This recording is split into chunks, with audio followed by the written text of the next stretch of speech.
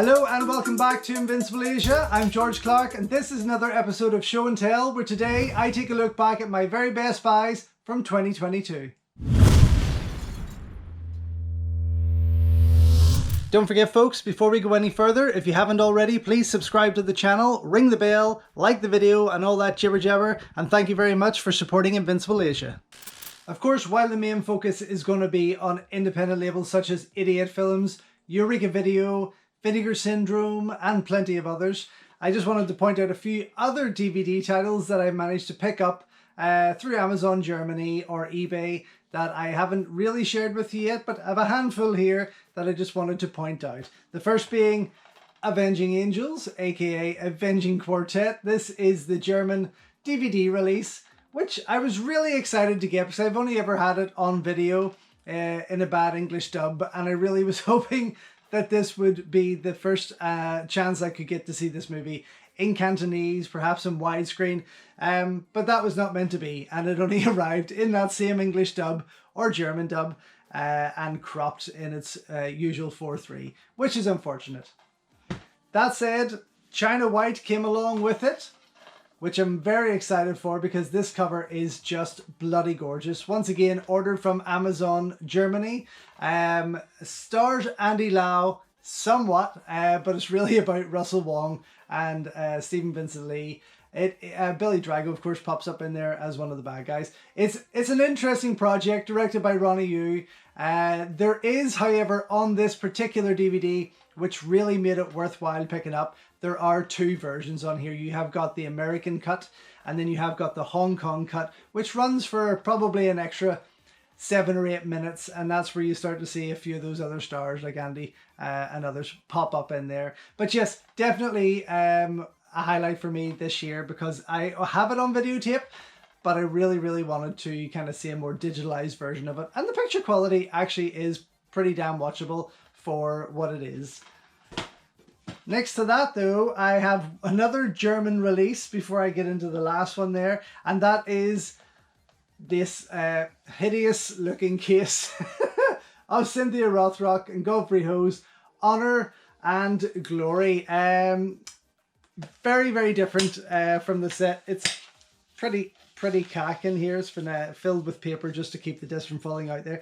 But yeah, directed by Godfrey Ho. And what you do manage to get though on this DVD, and the reason that I actually wanted to pick it up, was that the bonus film on this disc is Angel the Kickboxer. This is the extended Hong Kong version of Honor and Glory, which also features Yukari Oshima in there and more of Robin Shaw.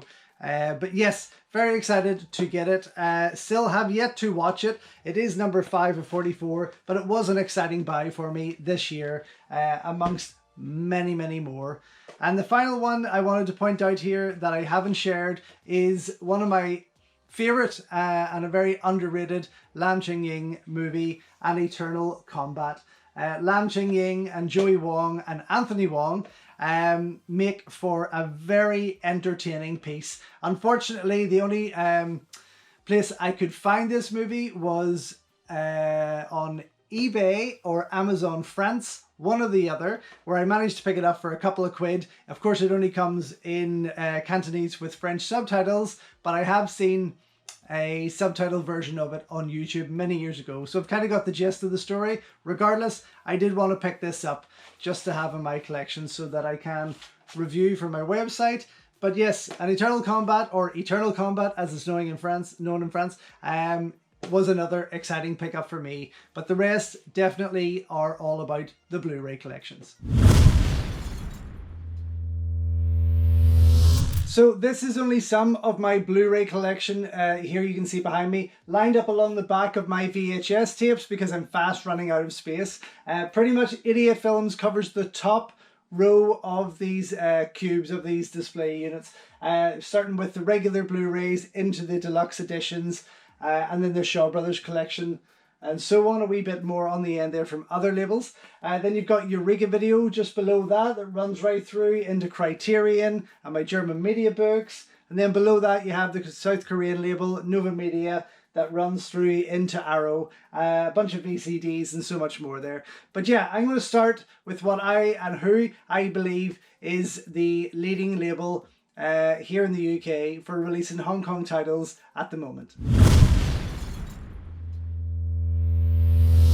So, of course, I am talking about 88 Films, and I'm not being biased because I've had the pleasure and the joy of being a part of a few of their titles, namely Snake and the Eagle's Shadow, The Protector, and the multiple editions of Dragons Forever. But when you look at the quality that they put in and the work that they put in to their releases, from the artwork involved, the extra features, the collector's pieces inside there, the posters, everything about it is just fan-friggin-tastic. And they started, of course, with these regular releases, which really caught my attention because I'd never seen these movies look so well. But over the years, and especially into 2022, they just went full fucking throttle and rammed out as many incredible titles as they possibly could. Of course, I have some others here, like their Van Damme collection. I have some of those. I'm not a big fan of all of them.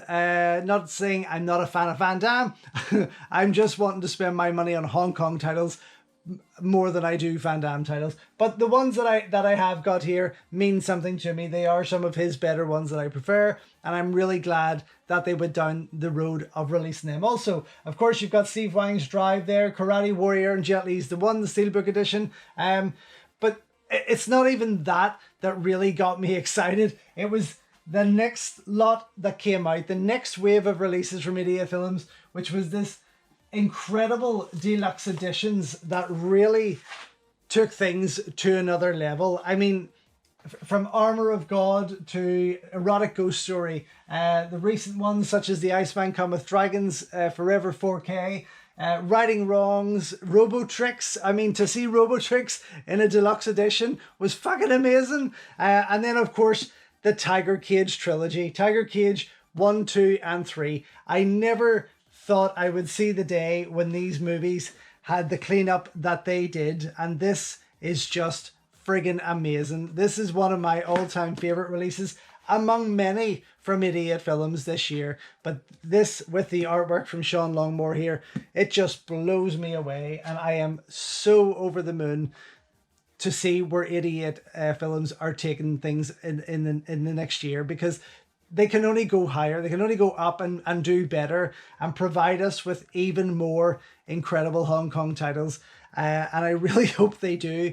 I see there's a lot more coming from them in the near future, which is wonderful. I wish I was taking part on more of their things, because I just want to express that joy and that gratitude of what these movies mean to me and to many of us as fans, but also to 88 Films for giving us such an incredible collection, along with Kung Fu Bob and Sean Longmore, of course, who add to that, as you can see with the framed art around this studio. But yes, for me, 88 Films are absolutely leading the way as the main distributors of Hong Kong films here in the UK.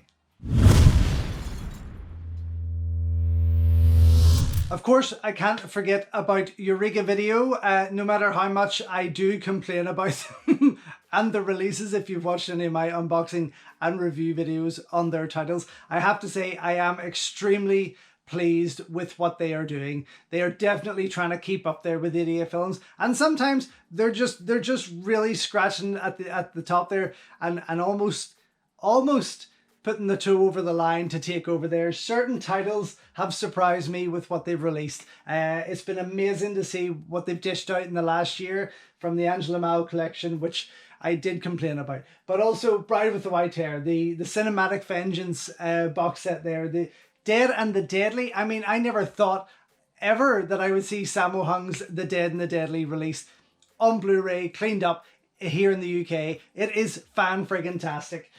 You've loads of other classics there that have been dripping out across 2022, which I'm really pleased for. And of course, you have got the Eureka 4K box set of the Police Story trilogy, which is incredible. The picture quality was astounding, and it was the reason I went out and bought a 4K player.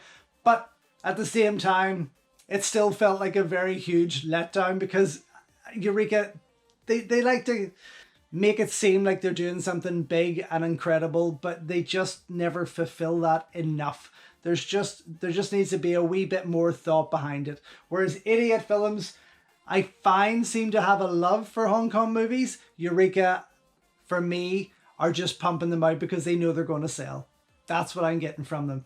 Still, very, very excited. Saw their little posts on Instagram for what's to come in 2023, and it made me smile.